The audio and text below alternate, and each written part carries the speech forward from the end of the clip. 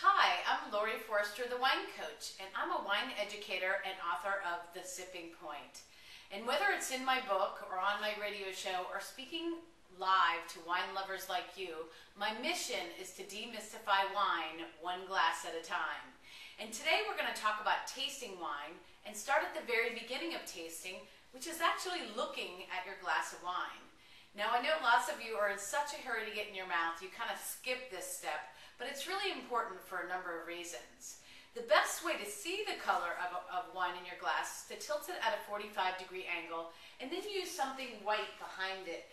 I'll use my book for instance, but you can use a piece of paper, or in fine dining restaurants they use white tablecloth, which is really great backdrop for your wine. So you should thank them. So as you're looking at the wine, you're looking for, is it clear and bright? And it should not look cloudy or hazy.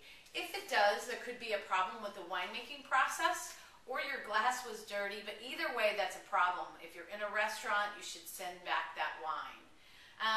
Once we determine that it's clear and bright, which this wine, this Kung Fu Riesling from Washington State is, then what you're looking for is what shade is the wine, and then what's the intensity. So is it a pale straw, or a pale lemon color, or a medium, or a deep? And the reason why we do this is that wine tends to get more intense as it becomes more intensely colored. So the lighter wines tend to be the more delicate light wines, and the deep, inky, dark red wines tend to be the more intense wines.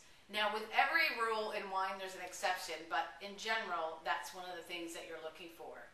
And then the other thing you might see at the bottom of a glass of white wine like my Riesling are little crystals. And you might be concerned, but don't. They're just tartrates or acids that settle out of the wine at the bottom of your glass.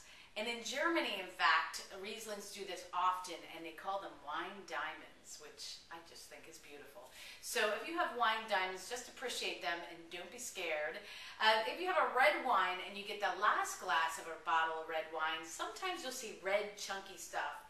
And that's just sediment or grape skins that settled out of your wine. So don't worry, if you drink it, it won't hurt you. It might just be a little chalky, a little astringent. So continue tasting and you'll continue learning. Cheers!